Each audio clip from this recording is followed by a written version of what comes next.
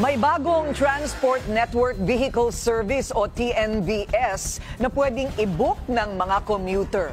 Ito daw ay mas mura sa nangungunang TNVS ngayon at 100% Filipino-owned pa. Ang detalye sa agenda report ni Sujin Kim.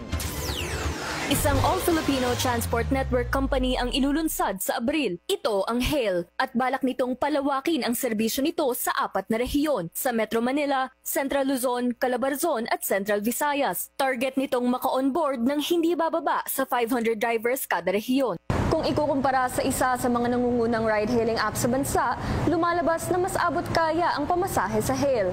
Ayon sa aming paghahambing, nasa 6 to 8% na mas mura ang standard ride sa HAIL kumpara dito. Bagamat maliit na porsyento lamang, ikatitipid pa rin ng mga pasahero. Sa ikalawa o ikatlong quarter ng taon, plano rin ng HAIL na mag-offer ng electric vehicles sa kanilang booking services para sa mas mababang carbon footprint at mas maliit na fuel costs para sa mga driver. Ngunit higit pa rito, may kakaibang alok ang HAIL. Ang mga driver nito ay hindi lang umaasa sa komisyon. Bibigyan din ng HAIL ng minimum na sweldo ang mga driver nito. We're ready to provide to give 18 to a maximum of 20%, which is the current rates of the market leader. And we also want to guarantee our drivers consistent income. Meaning, for example, if they have a guaranteed income of 3,000 per day, they only get 2,007, we will be the one to shoulder the 300. But with the corresponding with corresponding conditions, criteria on how they can avail of that guaranteed income.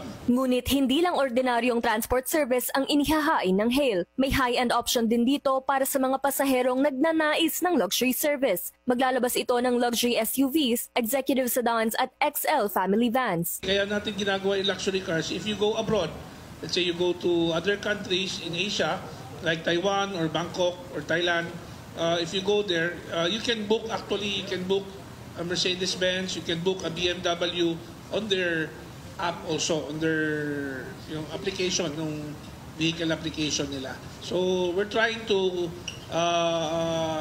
do that also here para to increase also our tourism. We're doing this to give also time or a chance for those car owners who have luxury cars who are really just parked in their garage, no? So at the same time, yung mga sasakyan nila, they can earn instead of nakapark lang sila ng 24 hours. Sa susunod na mga buwan, pag-aaralan din ng HAIL ang pagpapakilala ng proxy drivers. Ang isang proxy driver ay maaari mong i-book para i-drive ang kotse mo. Inaasahan itong ilulunsad sa huling quarter ng taon, pero may mahigpit na background checks at safety measures para matiyak ang kaligtasan ng mga pasahero.